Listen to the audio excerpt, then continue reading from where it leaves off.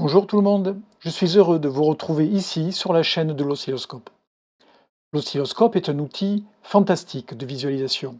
Il nous permet de visualiser des variations de tension qui peuvent être extrêmement rapides et qu'un voltmètre ne nous permettrait pas d'appréhender. En parlant de variations rapides, je sous-entends une variation dans le temps. On dit que l'oscilloscope fonctionne dans le domaine temporel, car il affiche l'évolution d'une tension en fonction du temps. Mais l'oscilloscope n'est pas limité à ce domaine temporel.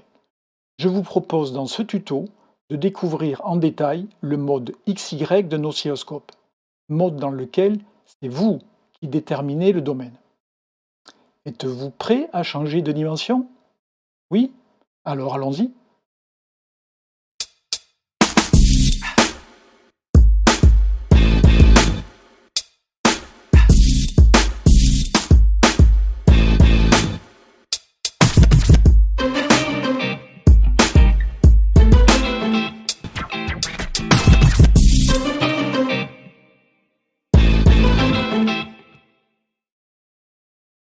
Toujours là? Très bien. Voici les 3 points de cette présentation sur le mode XY. Dans un premier temps, nous aborderons des questions de vocabulaire et des exemples de domaines. Qu'est-ce que le domaine d'analyse? Dans un deuxième temps, nous ferons un passage du mode YT, qui est le mode par défaut de nos oscilloscopes, au mode XY, donc un changement de domaine. Illustration avec un cas pratique et démonstration sur l'oscilloscope. Et dans un troisième temps, je vous montrerai comment on peut émuler le mode YT, mode par défaut de nos oscilloscopes, en mode XY. Autrement dit, comment réintroduire la dimension temporelle en mode XY, avec démonstration sur l'oscilloscope. Voilà, commençons tout de suite par la première partie qui concerne des questions de vocabulaire sur le domaine. Qu'est-ce que le domaine d'analyse? Si vous ne devez retenir qu'une chose au sujet du domaine, c'est ceci. Le domaine ne définit pas ce que l'on mesure, mais avec quoi une mesure est corrélée. Quand on trace la fonction y égale f de x, comme représenté à droite, on suppose une relation de cause à effet entre x et y. L'axe des x, la cause, est le domaine d'analyse de la mesure de y, y étant la conséquence. Par exemple, l'analyseur de spectre affiche en y la puissance d'un signal en fonction de la fréquence. La fréquence est représentée en x. Le domaine d'analyse est fréquentiel. Mais quelque chose mètre, un fréquence-mètre, un ampère-mètre, un voltmètre, n'est lié à aucun domaine. Et nous allons voir pourquoi. Alors ceci est synthétisé sur ce petit tableau à droite, où l'on reprend le fait que l'oscilloscope mesure en Y une tension, en X on a un temps, et donc on est dans le domaine temporel. L'analyseur de spectre, en Y affiche une puissance, en X affiche une fréquence. On est donc dans le domaine fréquentiel. Et comme je disais tout à l'heure, les quelque chose mètres, multimètres et tout ça, qui mesurent un courant, une tension, une fréquence, etc., n'ont aucun domaine d'analyse. Vous connaissez l'adage, corrélation n'est pas raison. Prenons un exemple hors électronique avec les marées océaniques. Imaginons que dans un port, nous mesurions la hauteur d'eau en fonction de la date et de l'heure. Nous serions dans le domaine temporel. Et si nous mesurions la hauteur d'eau en fonction de la position de la Lune dans le ciel, nous serions dans le domaine spatial. Alors pas spatial au sens conquête spatiale, mais au sens géométrie dans l'espace. Dans les deux cas, nous obtiendrions deux graphiques différents, plus ou moins cycliques et plus ou moins sinusoïdaux. Quel est le bon domaine d'analyse pour les marées océaniques? Est-ce le domaine temporel, en fonction de la date et de l'heure, ou est-ce le domaine spatial, en fonction de la position de la Lune dans le ciel? Et deuxième question, pourquoi y a-t-il deux abus de langage dans le paragraphe précédent? Alors pour vous aider à répondre à ces questions, on notera que si jamais on relève la hauteur d'eau et qu'ensuite on la corrèle avec la date et l'heure, ou qu'ensuite on la corrèle avec la position de la Lune, on relèvera la hauteur d'eau de la même manière. Il n'y a donc pas de domaine de mesure, mais seulement un domaine d'analyse. Alors cette confusion entre mesure et analyse est due aux appareils de mesure qui imposent par construction le domaine d'analyse, hein, au moment des mesures X et Y, hauteur d'eau, position de la Lune, hauteur d'eau, eurodatage. Dans le cas d'un oscilloscope, tension, temps, et dans le cas d'un spectromètre, puissance, fréquence. Donc, ce n'est pas parce que ces appareils lient ces deux mesures que la mesure est le domaine. C'est l'analyse qui est le domaine. Alors, on ne devrait donc pas dire je mesure Y en fonction de X. En fait, on mesure Y et on mesure X. Puis, on analyse les conséquences des variations de X sur Y. Imaginez une sorte de station hydrologique qui mesure hauteur d'eau, position de la Lune, température et pH de l'eau, luminosité, eurodatage. Elle mesure quoi en fonction de quoi cette station? A-t-elle un domaine? En fait, elle mesure, c'est tout. Et c'est vous qui ferez ensuite des analyses dans un domaine ou un autre, hein, ou dans plusieurs domaines avec des représentations 3D par exemple. Alors, pourquoi un multimètre n'est rattaché à rien? Ben, un multimètre au sens ohm-mètre, ampère-mètre, etc. Ben, c'est parce qu'il ne fait qu'un type de mesure à la fois. Il mesure que des volts ou que des ampères. Et il n'implique ou n'impose aucune corrélation et aucun domaine d'analyse. C'est vous qui prendrez ces mesures et les corrélerez avec d'autres mesures. Ce n'est pas l'appareil qui vous l'impose. Alors en général, on peut dire que Y est la conséquence de la cause X. Y est la conséquence, X est la cause. Et donc, quand on représente ça, on a une représentation de la conséquence égale une fonction de la cause. Mais attention, ce n'est pas parce qu'on a une fonction et que la fonction paraît juste ou qu'elle est belle, qu'elle est sinusoïdale, etc., qu'elle est juste. Corrélation n'est pas raison. Bon, ceci étant dit, revenons à notre oscilloscope. Que fait un oscilloscope par défaut? Premièrement, il mesure une tension qui est portée sur l'axe vertical Y et un temps porté sur l'axe horizontal X. Alors plus précisément, le temps écoulé depuis le dernier déclenchement. Ce n'est pas un temps absolu qu'affiche l'oscilloscope, hein, c'est toujours relatif à sa base de temps qui est liée au déclenchement. Et dans un deuxième temps, après avoir mesuré, il trace la fonction y égale f de x, où x est le temps et y est la tension mesurée. D'où parfois l'appellation yt pour le mode de fonctionnement standard d'un oscilloscope. Une tension y et le temps t.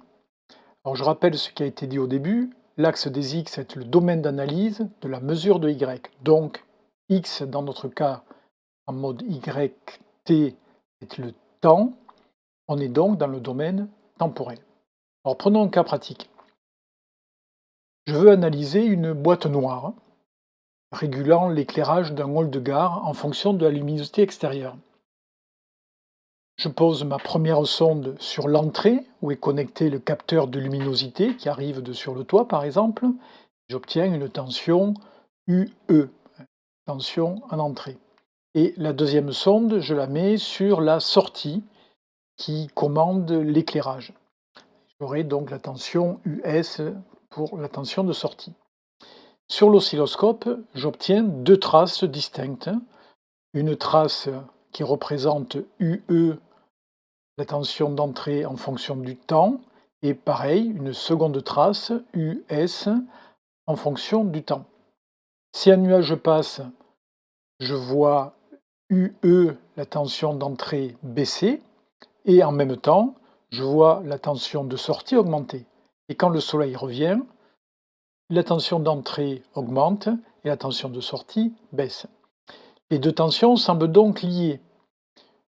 US est la conséquence de UE, paraît évident. Mais est-ce que la relation est linéaire? Est-ce qu'elle est logarithmique? Est-ce qu'elle est exponentielle? Est-ce qu'il y a une hystérésie? On ne sait pas. C'est difficile en tout cas à dire en regardant les deux traces sur l'oscilloscope. Au lieu des deux traces que me donne l'oscilloscope de UE et US en fonction du temps, il me faudrait tracer la variation de US en fonction de UE, la tension de sortie en fonction de la tension d'entrée, c'est-à-dire pouvoir tracer US égale F de UE. Et dans ce cas, le temps est exclu. Alors, tracer US égale UE, en excluant le temps, donc, c'est exactement ce que le mode XY de l'oscilloscope permet de faire. Changer de domaine d'analyse tout en gardant les mêmes mesures. Donc, dans ce mode dit XY, X n'est plus le temps, mais une tension, dans notre cas la tension d'entrée UE, Y reste une tension, c'est la tension de sortie, dans notre cas, US, et nous avons donc un tracé en mode XY, où Y est fonction de X, où X n'est plus le temps, mais une tension. Notre analyse a quitté le domaine temporel. Alors, par analogie avec l'appellation YT utilisée pour le mode standard, on s'attendrait à ce que ce second mode s'appelle YX. Mais non, on l'appelle XY. Alors, avant de passer à une démonstration sur l'oscilloscope de cette boîte noire, je voudrais faire quelques remarques sur les deux modes et sur des comportements différents entre les oscilloscopes numériques et cathodiques. En mode YT, l'ordre des mesures est imposé car le temps s'écoule de manière continue, toujours dans le même sens. Le point Y1 T1 est représenté à l'écran par une ligne d'interpolation au point Y2 T2. Et on sait que T2 est plus grand que T1. Dans le mode XY, l'oscilloscope numérique, c'est important, numérique, n'affiche que les points mesurés car l'ordre des mesures n'est pas imposé.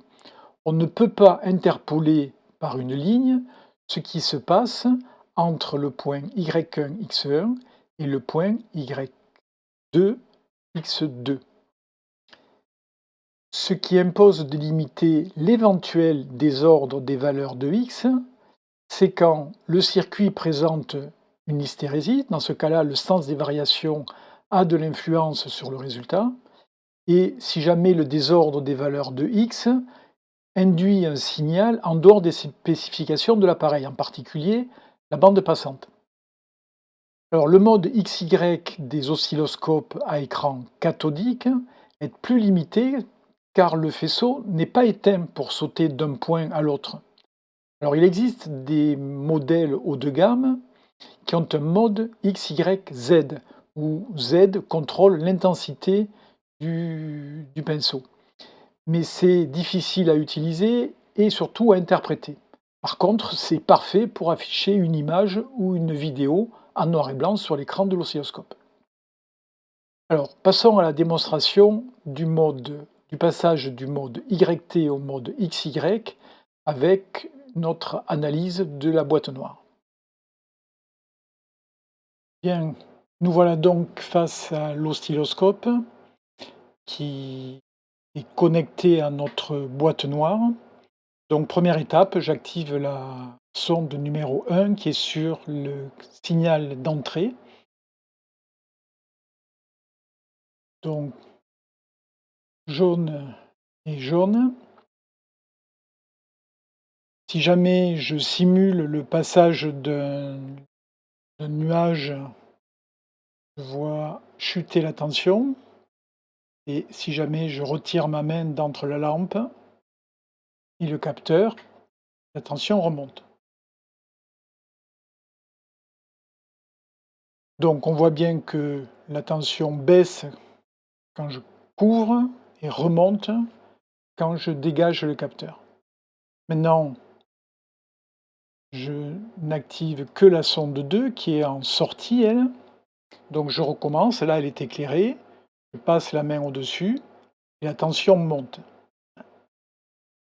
Je retire la main, la tension chute. J'active les 2 sondes à la fois,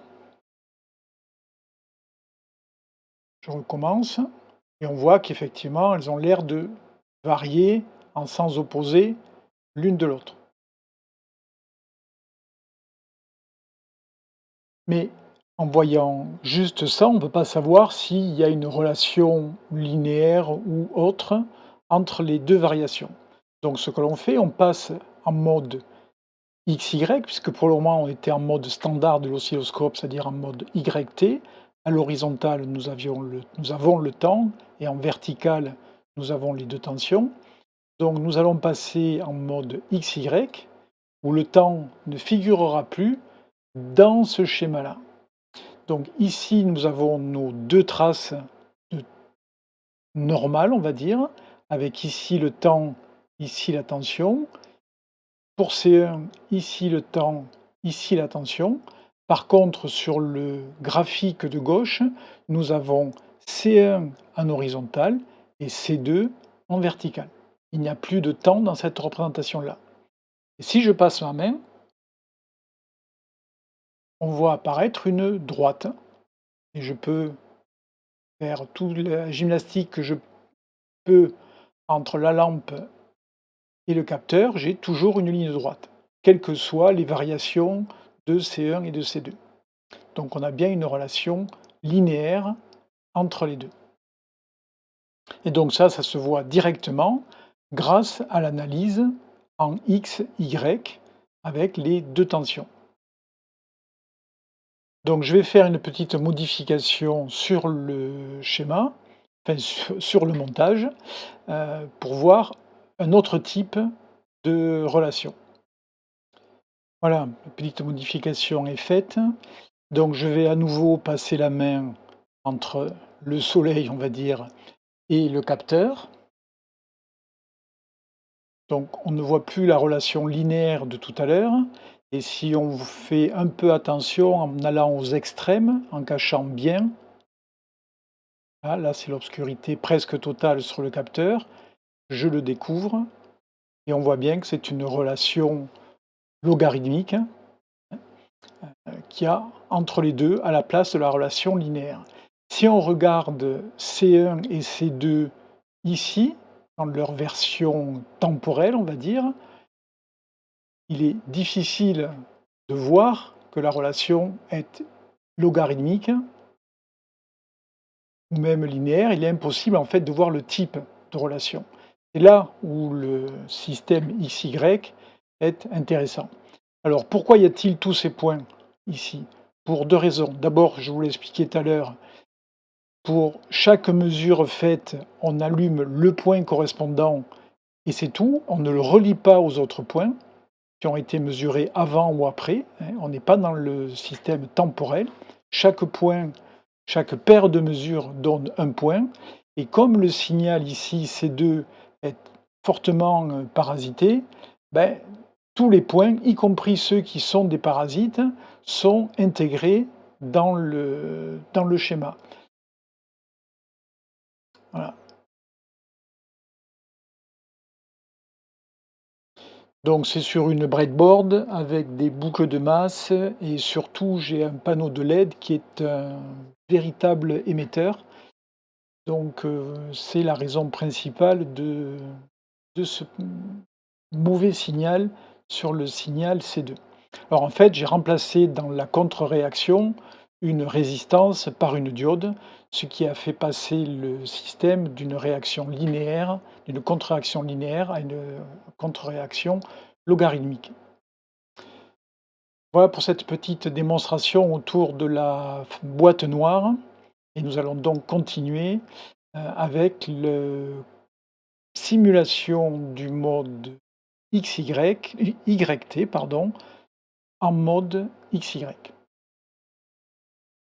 Nous revoilà face au tableau noir, ou plutôt au tableau blanc, dans le cas présent pour cette dernière partie qui va consister, pour mieux comprendre le mode XY, à simuler le mode YT, c'est-à-dire le mode standard que nous connaissons bien, à le simuler dans le mode XY. Alors quand on passe en mode XY, regardons bien ce qui se passe. Le canal 2 reste en Y, c'est-à-dire que la tension Y2 mesurée sur ce canal, ici, est le signal à visualiser, comme dans le mode standard. Le canal 1, lui, devient X. Pour simuler YT, il faut que ce canal se comporte comme le temps. C'est-à-dire que la tension Y1 mesurée par ce canal, ici, sur ce canal, ici, doit croître linéairement, comme le temps, depuis un minimum, qui va être la gauche de l'écran, jusqu'à atteindre le maximum, qui va correspondre à la droite de l'écran, puis revenir instantanément à sa valeur minimum et reprendre sa croissance, etc. On appelle cette fonction une rampe, et ce signal est caractéristique de la base de temps de tous les systèmes utilisant des écrans cathodiques. Alors, avant de passer à la démonstration, analysons un peu plus ces trois schémas. Ici, nous avons, sur le canal 2, le signal que nous voudrions visualiser en mode XY, comme si nous étions en mode YT. Pour cela, on utilise sur le canal 1 un deuxième signal qui est cette rampe et qui va nous permettre de simuler le temps. Alors qu'est-ce qui va se passer? À chaque instant t, deux mesures vont être faites. On aura un Y1 et un Y2. Ces deux mesures, ces deux tensions vont être reportées à l'écran, ce sera un point, à l'intersection de Y1 et de Y2. Et au fur et à mesure que le temps va avancer, Y1 va croître linéairement aussi, puisque la droite ici est linéaire, et pour chaque valeur de Y1 ici, on va reporter la valeur de Y2 mesurée au même moment. Comme Y1 est une image du temps, on va avoir la même représentation de cette courbe ici, ici, comme si nous y étions en mode YT. Alors attention à une chose, c'est que si la rampe n'est pas synchronisée avec le signal à visualiser, on aura, comme en mode normal, une représentation chaotique. C'est ce qu'on voit ici, où chaque petit écran ici, en fait, sera superposé sur le même écran. C'est-à-dire qu'une fois que l'on aura dessiné ça, on va revenir à gauche de l'écran et représenter cette partie-là du signal. Mais la représentation ne va pas se faire à la suite, elle va se refaire en partant d'ici. Et donc, pareil pour le troisième, la représentation partira de là. Et donc, on aura une représentation chaotique. Tout l'art de l'oscilloscope, c'est d'arriver à déclencher le signal à un moment spécifique qui permet d'avoir une représentation stable du signal. Chose que nous essaierons d'avoir quand nous allons passer à la démonstration en jouant sur la vitesse de ces dents de scie, de ces rampes. Voilà, passons maintenant à la démonstration de ce mode YT en mode XY. Donc nous voilà sur l'oscilloscope qui est relié à un générateur de fréquences avec donc les deux canaux reliés à, pour ce qui est de C2, le signal que l'on veut reproduire. Donc ici j'ai choisi, j'ai programmé une sinusoïde à fréquence variable. Je vous rappelle que C2 dans notre schéma c'est ceci. Et sur C1, les rampes, c'est-à-dire cette partie-là. Je superpose les deux. Alors la synchronisation se fait sur C1, c'est-à-dire sur le front descendant de la rampe, et on voit que c'est pas synchronisé avec le signal sinusoïdal. Alors je passe en mode XY. Donc maintenant j'ai les 2 signaux C1 et C2 qui sont dissociés, toujours dans le domaine du temps, hein. Tension, temps, tension, temps, et ici j'ai la représentation en mode XY, tension C2, tension de C1. Et je retrouve bien ici, sur le graphique XY, la représentation temporelle de C2.